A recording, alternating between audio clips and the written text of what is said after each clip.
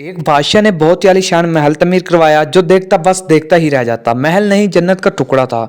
गर्ज ये कि जो भी आता देखता शुशद रह जाता। मगर बादशाह ने अजीब शर्त रख दी, जो शख्स महल को एक मतीन वक्त में देखेगा पूरा महल उसे दे दिया जाएगा, लेकिन जो शख्स उसे मतीन वक्त में नहीं देख पाएगा उसको सर कलम कर दिया जाएगा। बहुत सारे सर फिरे नौजवान मना करने के बावजूद जान गंवा बैठे।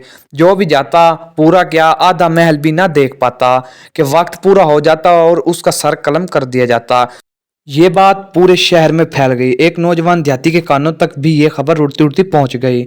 नौजवान ने जब पूरी बात सुनी, तस्दीक की और बादशाह के महल पहुंच गया। दरबारी, वजीरों, मशीरों और जलादों ने भी मना किया, मगर वो धुन का पक्का निकला, इजाज़त ली और मतीन वक्त दे दिया गया।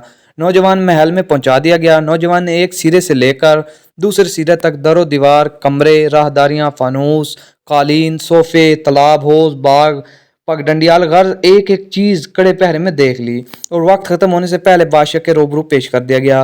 बादशाह और तमाम दरबारी गोया सन्नाटे में आ गए। बादशाह ने कहा, नौजवान मैं अपनी शर्त पर कायम हूँ, महल अब तेरा है।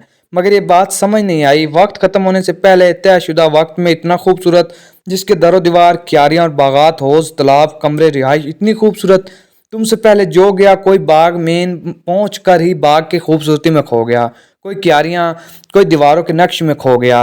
वक्त खत्म कर हो गया और वो जान गंवा बैठे। तुमने वक्त भी पूरा नहीं लगाया और महल भी देख लिया।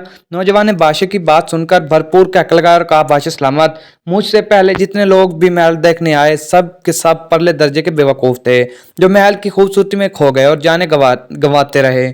बादशाह सलामत, महल के सदर दरवाजे से अंदर दाखिल होते ही मैंने अपनी आंखें बंद कर ली थी और पूरा महल आंखें बंद करके देख आया हूँ। मैं इतना बेवकूफ़ नहीं जो महल की खूबसूरती में खोकर अपनी जान गंवा देता। बादशाह सलामत, अब महल मेरी मलकियत है, मैं उसे जी भरकर देखता रहूंगा। मेरे दोस्तों, वो महल दुनिया है और वो बादशाह सलामत वो करीम ज़ात है, अल्लाह है। और महल की खूबसूरती में खो जाने वाले हम इंसान हैं।